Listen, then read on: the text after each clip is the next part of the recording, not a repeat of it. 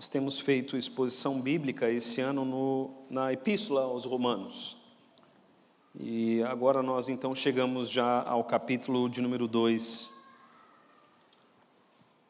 Romanos, capítulo de número 2, nós vamos ler do verso 1 até o verso 16. Tema da nossa mensagem, o tribunal de Deus. Romanos, capítulo 2, do verso 1 até o verso 16.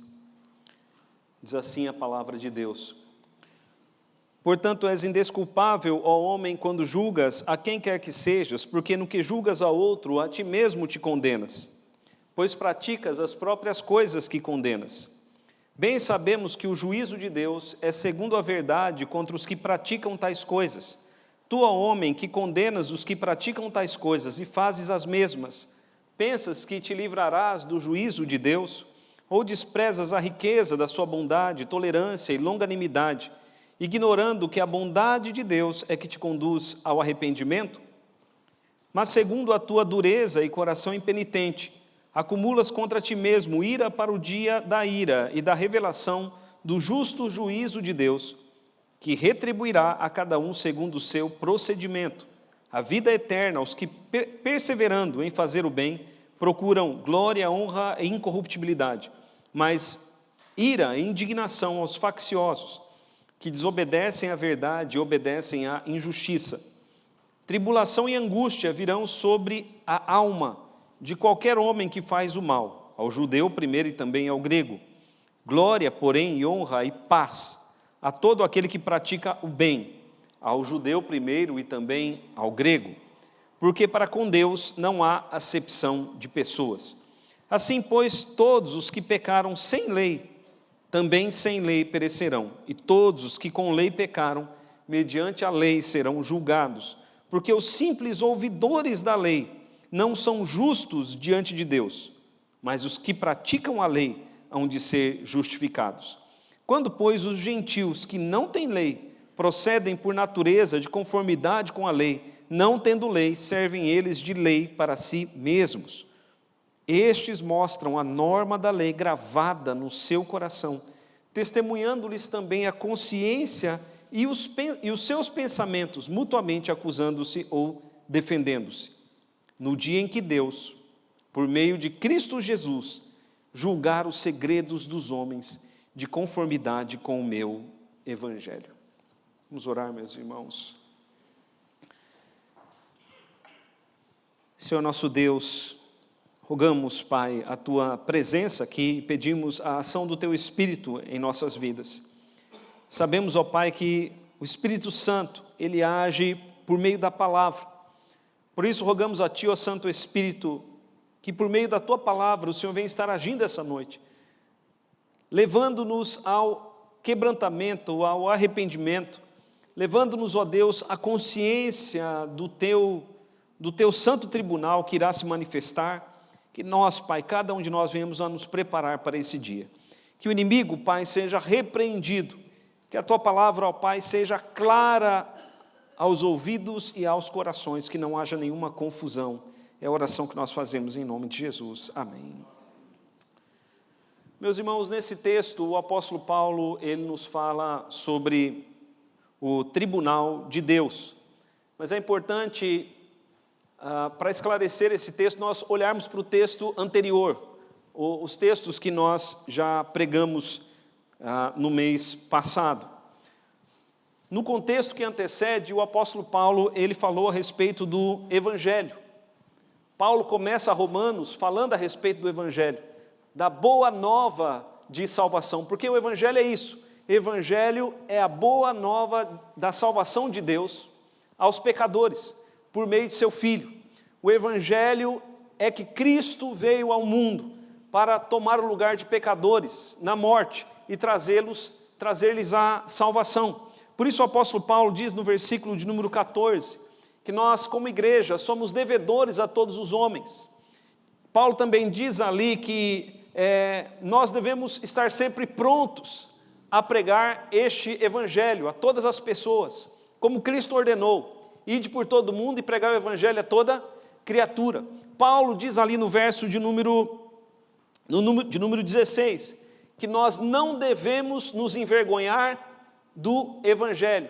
E Paulo também diz que neste Evangelho, que este Evangelho é o poder de Deus para a salvação, e que a justiça de Deus se revela no Evangelho. Amém, queridos? Então Paulo introduz a epístola aos Romanos, falando a respeito deste Evangelho que é maravilhoso. Este Evangelho que é maravilhoso para os pecadores, porque nós somos pecadores.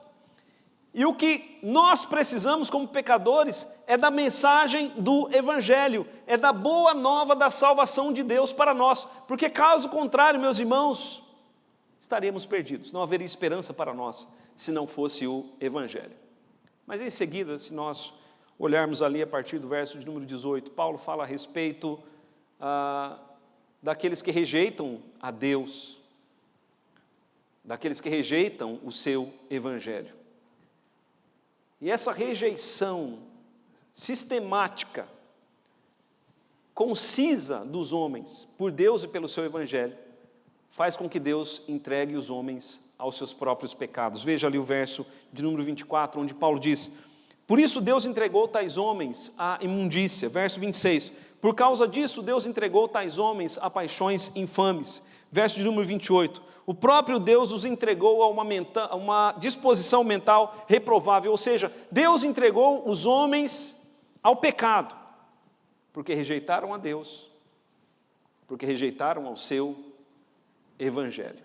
Coisa terrível para a humanidade é quando Deus entrega os homens aos seus próprios pecados. E aqui nós vimos nessa mensagem a lista abundante de pecados as quais Deus entrega à humanidade. Entregar, meus irmãos, significa deixar por conta de si mesmo.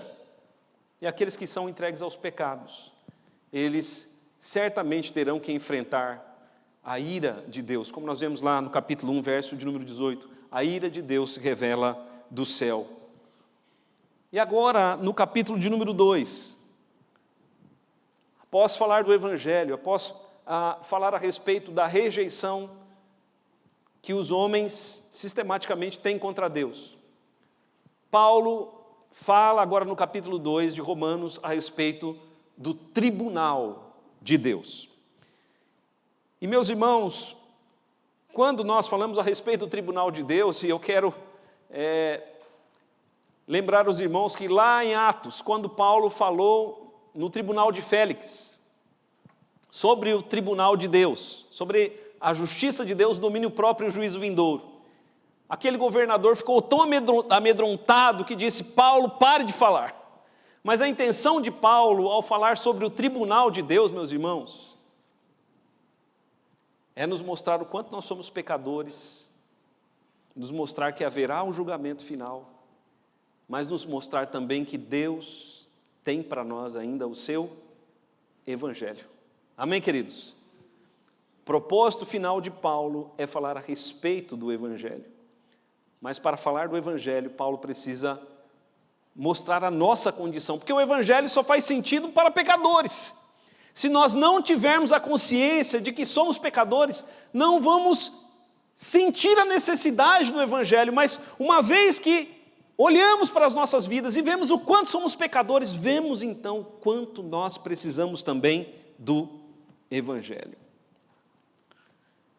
Paulo fala então no capítulo 2 a respeito do tribunal de Deus. Toda a humanidade, eu e você, toda a igreja de Jesus, os judeus, os que rejeitam a Deus e ao Evangelho, todas as pessoas, sem exceção, um dia terão que comparecer perante o tribunal de Deus, para prestar contas de tudo o que tiverem feito, bem ou mal por meio do corpo, como diz o apóstolo Paulo lá em 2 Coríntios capítulo 5, verso 10.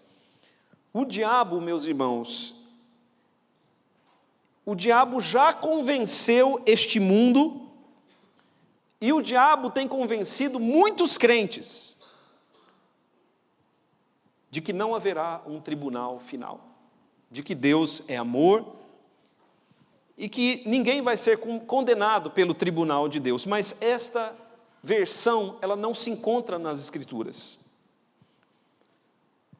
a versão que se encontra nas Escrituras, nós veremos hoje, olhando aqui para Romanos capítulo de número 2. Mas estejamos atentos, meus irmãos, porque todos nós compareceremos perante o tribunal de Deus. O que Paulo diz a respeito desse tribunal? Eu separei aqui alguns pontos, queridos, precisamente 4 pontos, e o primeiro deles é que o tribunal de Deus é segundo a verdade. Amém, igreja? Essa é a primeira coisa que Paulo diz aqui no capítulo de número 2, o tribunal de Deus, ele é segundo a verdade.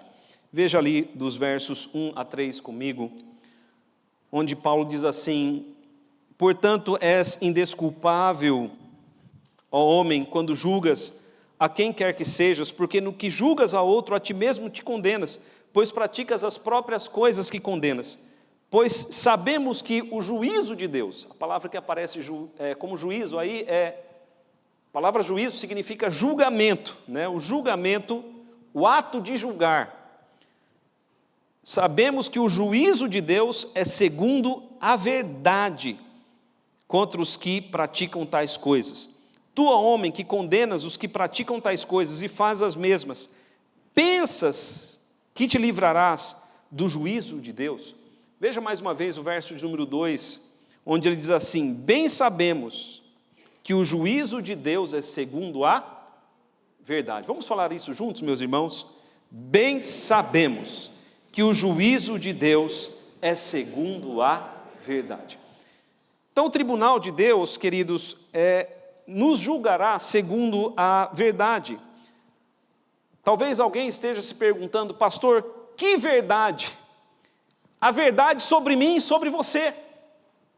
Deus nos julgará segundo a verdade. Ele nos julgará segundo os nossos pecados. Deus conhece a verdade, toda a verdade a meu respeito. Deus conhece toda a verdade a seu respeito. Ele sabe quem somos, Ele sabe tudo o que fizemos, os pecados que cometemos, tudo está claro e límpido aos olhos de Deus.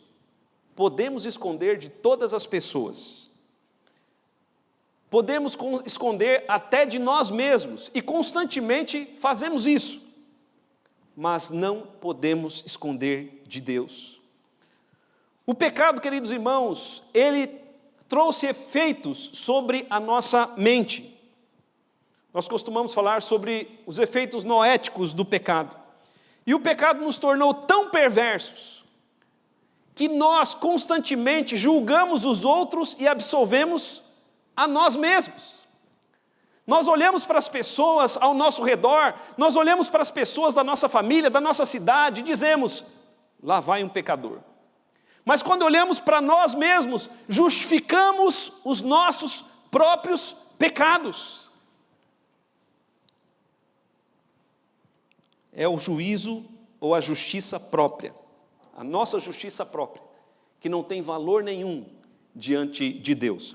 Por isso que o apóstolo Paulo diz ali no verso de número 1, ele diz: és indesculpável, ó homem, quando julgas a quem quer que sejas, porque no que julgas a outro, a ti mesmo te condenas, porque praticas as próprias coisas que condenas. É claro, meus irmãos, nós podemos julgar alguém de um pecado que nós não cometemos.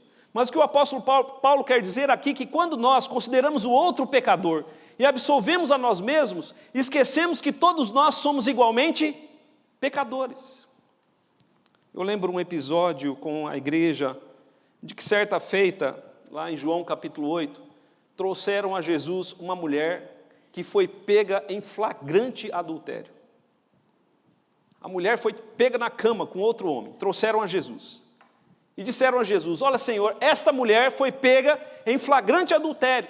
A lei de Moisés diz que tais mulheres devem ser condenadas à morte. O que o Senhor disse? A Bíblia diz que Jesus se abaixou e começou a escrever com o dedo na terra. Ninguém sabe o que Jesus estava escrevendo ali. E como insistiram na pergunta, Jesus disse: quem de vocês não tiver pecado algum, seja o primeiro que atire a pedra. E a Bíblia diz que a consciência deles foi apertando, e todos foram embora. Começando dos mais velhos, depois os mais novos, todos foram embora.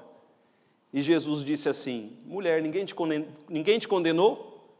Nem eu tampouco te condeno. O fato, meus irmãos, é que todos perceberam que, embora não tivessem cometido o mesmo pecado daquela mulher, todos eram igualmente pecadores. Paulo nos mostra, queridos, que o juízo de Deus é segundo a verdade. Verso de número 2. E a verdade é que nós somos pecadores. Segunda coisa que o apóstolo Paulo nos mostra é que o tribunal de Deus é justo e não faz acepção de pessoas. Veja comigo o verso de número 5. Mas segundo a tua dureza de coração impenitente, acumulas contra ti mesmo ira para o dia da ira, da revelação do justo juízo de Deus, o justo juízo de Deus que retribuirá a cada um segundo o seu procedimento. Verso de número 11. Porque para com Deus não há acepção de pessoas. No verso de número 5, a última linha, Paulo diz que o juízo de Deus é justo. O verso de número 6 diz que Deus retribuirá a cada um segundo o seu procedimento. E por fim, no verso 11 ele diz: para com Deus não há acepção de pessoas. Nós sabemos, meus irmãos, que os tribunais deste mundo são parciais. Uma coisa é julgar e condenar uma pessoa comum da sociedade. Outra coisa é julgar e condenar um político importante. Os juízes fazem diferença, sim, entre pessoas. Eles analisam. Eles veem quem eu estou condenando, que consequência isso pode trazer para a minha vida. Os juízes fazem acepção entre pessoas ricas e pobres e entre pessoas de sobrenome. Poucos são os juízes que são totalmente retos no seu julgamento. Mas o tribunal de Deus, queridos, é diferente. No tribunal de Deus, o tribunal de Deus é justo. Deus vai retribuir a cada um segundo o seu procedimento. Deus não faz acepção de pessoas. Deus não vai olhar se é um presidente, se é um rei, se é um escravo, não importa. O tribunal de Deus não faz acepção de pessoas. E há pessoas deste mundo que pensam que acharão saída naquele dia, ou que pedirão revisão de inquérito, protelarão o inquérito até caducar. Deus não é como os juízes deste mundo. O verso de número 5 diz que Ele é um Deus irado contra o pecado. O verso de número 5 diz: segundo a tua dureza e coração impenitente, ou seja, a impenitência significa aquela pessoa que não deixa o seu pecado, que não se arrepende. Segundo a tua dureza e coração impenitente, acumulas contra ti mesmo ira para o dia da ira. Ou seja, Deus é um Deus irado contra o pecado. E Ele é um Deus justo no seu julgamento. Vai retribuir a cada um segundo o seu procedimento, sem fazer acepção de pessoas. Não importa se é judeu, gentil, cristão, rico ou pobre, Deus será justo. Deuteronômio, capítulo 10, verso 17, diz que Deus não faz acepção de pessoas e nem aceita suborno. Por que será que Deus disse isso aos juízes lá da época de Moisés? Porque desde aquela época haviam juízes que aceitavam suborno.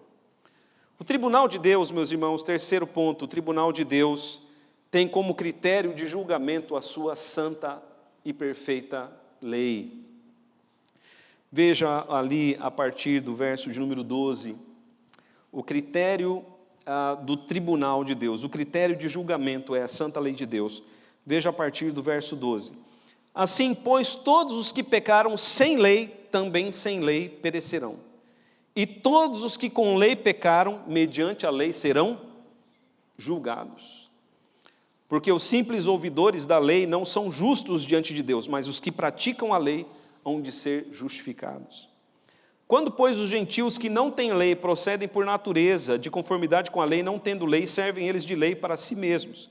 Estes mostram a norma da lei gravada no seu coração, testemunhando-lhes também a consciência e os pensamentos, mutuamente acusando-se ou defendendo-se. O apóstolo Paulo nos mostra, meus irmãos, que quando Deus for julgar o mundo, quando Ele for julgar a cada um, o critério de julgamento será a sua lei. Nós seremos chamados, compareceremos perante o juiz, e ele vai pegar a sua lei. E perante a lei de Deus, nós seremos avaliados. Tudo que transgredimos e o que não transgredimos da sua lei. E assim nós seremos julgados. E o apóstolo Paulo nos fala aqui sobre uma lei só, mas Paulo coloca essa lei de duas formas. A lei escrita, a lei verbal que foi dada a Moisés, a lei que nós temos em nossas mãos, a Bíblia. Aqueles que receberam a Bíblia serão julgados conforme a palavra escrita. Mas aqueles povos que não receberam a Bíblia serão julgados pela lei de Deus, que foi escrita, colocada nos seus corações. Quando Deus criou Adão e Eva, Deus imprimiu no coração deles a lei, sua lei moral, lei que nós chamamos de lei intuitiva. Veja ali o verso de número 15, mais uma vez.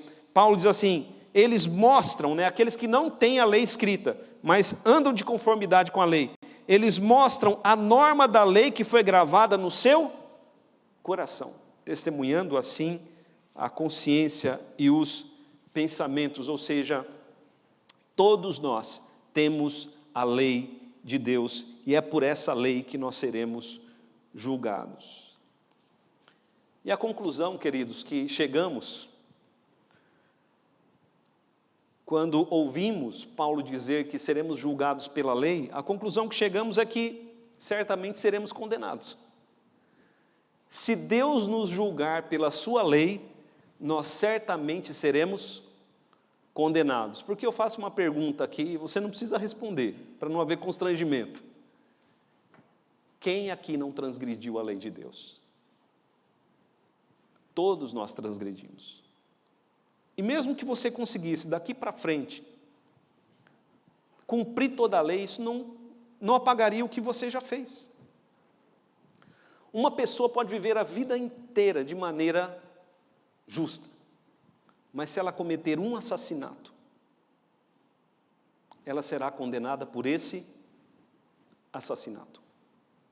Um único ato falho, às vezes, até um assassinato que a pessoa venha a cometer sem intenção, mas ela será julgada por aquilo. Todos nós já falhamos, já pecamos na lei de alguma forma. Por isso, dê uma olhada ao capítulo de número 3. Há algumas pessoas que se gabam de guardar a lei, mas olha o que Paulo diz no capítulo de número 3, verso 19. Paulo diz assim, capítulo 3, verso 19. Ora, sabemos que tudo o que a lei diz, os irmãos estão aí comigo? Ora, sabemos que tudo o que a lei diz, aos que vivem na lei, diz para que se cale toda a boca e todo mundo seja o quê? Culpável perante Deus. Meus irmãos, quem quer ser salvo pela lei, será considerado por Deus culpado. Verso 20, do capítulo 3. Visto que ninguém será justificado diante dele por obras da lei, porque pela lei vem o pleno conhecimento do pecado. Verso 23 do capítulo 3, pois todos pecaram e separados estão, ou carecem da glória de Deus. Quarto e último ponto, volte lá para o capítulo 2. Primeiro ponto, meus irmãos, o tribunal de Deus é segundo a verdade sobre nós. que somos pecadores. Segundo ponto, o tribunal de Deus é justo e não fará acepção de pessoas.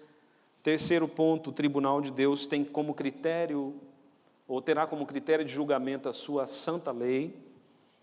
E, por fim, o tribunal de Deus julgará todos os nossos segredos. Veja o verso de número 16, capítulo 2, verso 16. No dia em que Deus, por meio de Cristo Jesus, julgar os segredos dos homens, de conformidade com o meu Evangelho. Vamos ler juntos, queridos? No dia em que Deus, por meio de Cristo Jesus, julgar os segredos dos homens, de conformidade com o meu Evangelho. Os juízes humanos, eles julgam conforme os autos, conforme aquilo que lhes é apresentado. Os juízes, eles não conhecem os segredos dos homens. Há pessoas que perante um tribunal mentem descaradamente. Mentem para o juiz, porque o ser humano quer se safar. Ele quer se livrar da condenação, então as pessoas mentem, e o juiz, às vezes eu acho que o juiz pensa, né, quem está mentindo menos? E aí ele faz o seu julgamento, que pode ser justo ou injusto.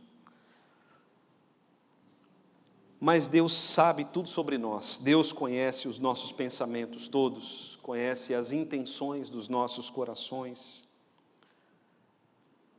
Deus vai julgar segundo a sua verdade, Ele vai nos julgar conforme os nossos segredos. Sabe aquele pecado que você jamais vai contar para qualquer pessoa? Aquele pecado do qual você tem vergonha. E você sabe que se falar as pessoas vão te julgar, vão fazer fofoca. Então você esconde aquilo, aquilo como um segredo de todos. Mas Deus conhece o seu segredo. Deus conhece tudo sobre nós. Não há nada, meus irmãos, que possamos esconder dele. Interessante que como nós queremos esconder as coisas até de Deus. Os primeiros a fazer isso foram nossos pais, Adão e Eva. Eles tentaram esconder o seu pecado atrás de uma folha de figueira, mas não puderam. Aplicações finais, queridos irmãos. Paulo está falando isso não para causar desespero, porque se nós pararmos para pensar numa mensagem como essa, meus irmãos, o fim dela seria o desespero, porque não há saída para não ser condenado perante o tribunal de Deus. Como nós não seremos condenados? Porque de fato somos pecadores. Deus conhece tudo a nosso respeito. Mas há uma saída. Os advogados adoram saídas. Mas essa saída da qual Paulo apresenta aqui é uma saída justa. Uma saída justa. Mas antes de falar da saída, eu quero, meus irmãos, fazer pelo menos duas aplicações. Em primeiro lugar, eu espero que todos tenhamos chegado à conclusão de que diante do tribunal de Deus, todos, sem exceção, somos culpados e merecedores da condenação. Espero que tenhamos todos chegados a essa conclusão. A doutrina reformada da depravação total mostra isso, mostra que todos nós fomos manchados pelo pecado. É claro que uns cometem pecados mais graves do que os outros, mas todos nós fomos manchados pelo pecado. Se Deus decidisse condenar toda a humanidade ao inferno, Ele condenaria isso, seria justo. Quando estou falando de mim, quando eu olho para a lei de Deus, o critério, que será o critério de julgamento, e eu olho para a minha vida, eu me considero culpado perante o tribunal de Deus. Sabe aquela pergunta, que eu não sei se é feita no Brasil, mas a gente vê nos filmes americanos, né? Você se considera culpado ou inocente? perante o tribunal de Deus, o que você diria? Eu diria, me considero culpado. Perante o tribunal de Deus não somos melhores do que ninguém. Sabe, o tribunal tem o júri e tem o acusado. O júri, naquele momento, está acima do acusado. Mas no tribunal de Deus, meus irmãos, todos nós somos o acusado. Não somos melhores do que ninguém. Dos que estão neste mundo perante o tribunal de Deus, ninguém é melhor do que ninguém. Todos pecaram, é o que Paulo mostra no verso 23. Todos pecaram. E o que a lei diz para que se cale toda a boca e todos sejam culpados perante Deus. Espero que todos tenhamos essa consciência e saiamos daqui com esta clara consciência. Terceiro, em segundo lugar, meus irmãos, de aplicação, Deus quer o nosso arrependimento. Deus quer o nosso arrependimento, é o que nós vemos ali no capítulo 2, verso 24, eu não falei sobre isso, mas veja lá, capítulo 2, verso 4, aliás, Paulo diz, ou desprezas a riqueza da sua bondade, tolerância e longanimidade, ou seja, Deus é paciente, e Ele quer nos conduzir ao arrependimento, Ele conduz os seus, na verdade, ao arrependimento. Deus quer uma mudança das nossas vidas, porque talvez alguém pense assim, já que eu sou pecador mesmo, então vou pecar até o final. Já que estou condenado perante o tribunal de Deus, então vou prosseguir pecando. Não, Deus quer o nosso arrependimento. Ele mesmo nos conduz ao arrependimento. E por fim, meus irmãos, a saída do advogado. Como seremos livres no tribunal de Deus? Veja o capítulo 1, verso de número 17. Como seremos livres da condenação no tribunal de Deus? Romanos capítulo 1, verso 17, diz assim, visto que a justiça de Deus se revela no Evangelho, de fé em fé, como está escrito, o justo viverá por... Vamos ler juntos, meus irmãos?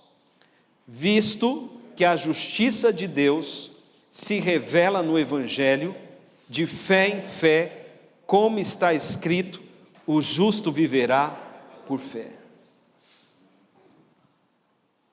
A saída, meus irmãos, para não sermos condenados no tribunal de Deus, é o Evangelho. É o Evangelho, a justiça de Deus. Quando Paulo fala a justiça de Deus, ele quer dizer não a sua justiça, não a minha justiça, mas a justiça de Deus. A justiça de Deus é que Cristo é que é justo, mas nós somos pecadores, mas Ele tomou o nosso lugar na cruz para que o justo fosse condenado e os pecadores fossem salvos. E o que Deus diz? Deus diz se você crer nisso, se você for humilde o suficiente, numa humildade que só dos céus pode vir, se você for humilde o suficiente para reconhecer que somos miseráveis pecadores, justamente condenados ao inferno, mas que Deus, pela sua graça, enviou o seu Filho para tomar o nosso lugar na morte, meus irmãos. Se você crer nisso, que Ele tomou o seu lugar, aí então você será salvo. É só dessa forma. Não, eu vou apresentar a minha própria justiça a Deus. Eu vou ser uma pessoa boa, eu sou um homem honesto, eu pago as minhas contas, eu trato bem a minha esposa e os meus filhos, e isso não é suficiente. A suficiência da salvação é a justiça de Deus. Você precisa se arrepender dos seus pecados, sim, precisa ser um homem e uma mulher honesta, precisa tratar bem, sim, sua esposa e filhos, preciso tudo isso, mas a salvação não está nisso, a salvação está somente em Cristo. É somente naquilo que Ele fez por nós. O que nós fazemos de bom não é para sermos salvos, mas é porque fomos salvos. A justiça de Deus, não a minha justiça nem a sua, mas a justiça de Deus se revela no Evangelho. E nós viveremos a cada dia da nossa vida pela fé. Veja ali o verso de número 17, capítulo 1, verso 17. Nós viveremos cada dia da nossa vida pela fé. Em que sentido, meus irmãos? No sentido de que temos fé, de que somos culpados, mas de que pela misericórdia e graça de Deus seremos salvos no último dia. A fé que Paulo fala aqui não é a fé que remove montanhas, mas é a fé salvadora. Por fim, abra lá em Romanos, capítulo de número 10.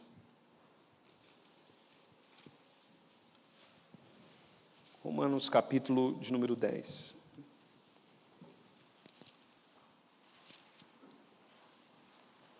Verso 9.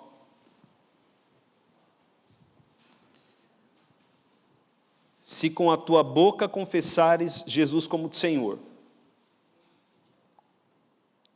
se com a tua boca confessares Jesus como Senhor, e em teu coração creres que Deus o ressuscitou dentre os mortos, serás salvo. Porque com o coração se crê para a justiça e com a boca se confessa a respeito da salvação. Você já parou para se perguntar, salvo do quê? Salvo da ira de Deus, salvo da condenação eterna, salvo perante o tribunal de Deus. A única maneira de sermos salvos é um justo tomando nosso lugar, porque aos olhos de Deus nós somos injustos. E eu convido a você, se você ainda não fez isso, a confessar Jesus como Senhor. Porque somente Ele, sendo o seu Senhor, o Senhor toma o lugar do servo na morte. Mas Ele não ficou na morte, ressuscitou, como diz aqui o texto, para que eu e você pudéssemos ser salvos. Feche teus olhos. Eu convido você a orar a Deus.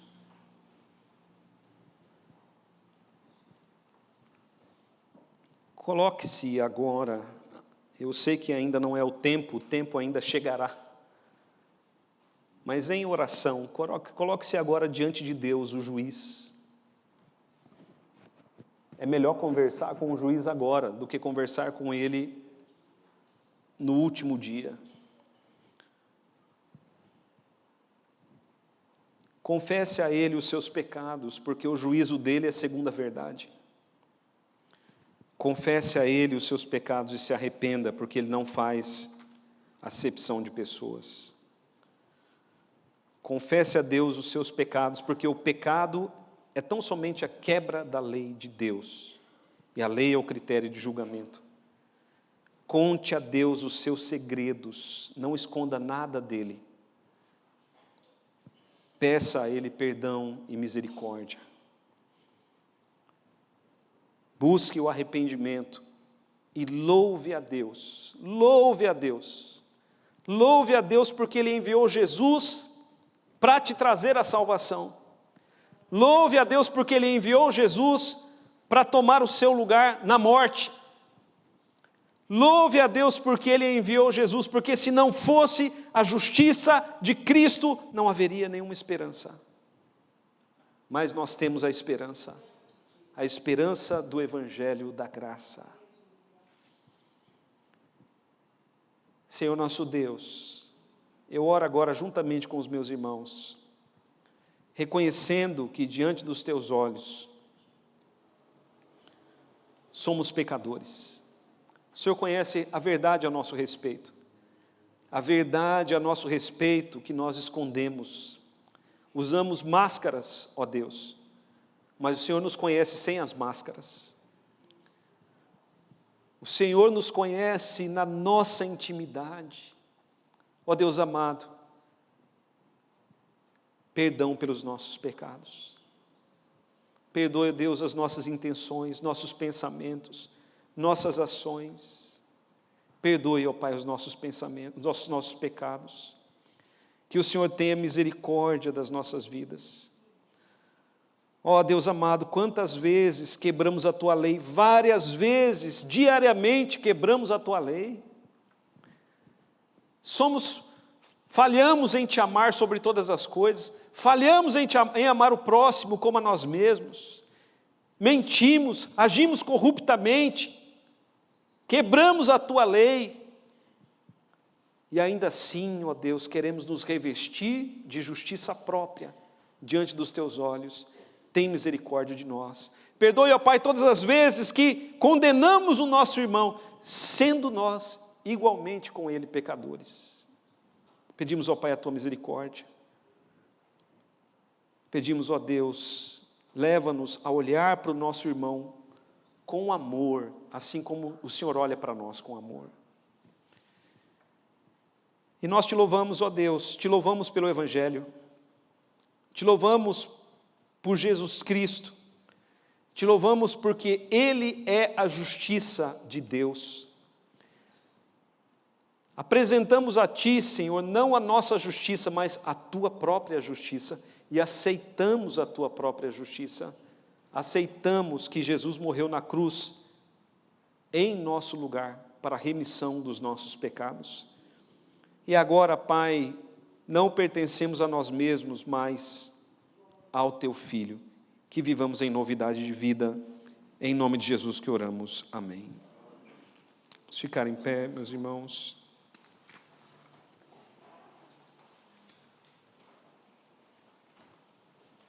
Vamos estar cantando o hino ao nosso Deus. Se alguém quiser ser recebido como membro ou batizado, fale conosco.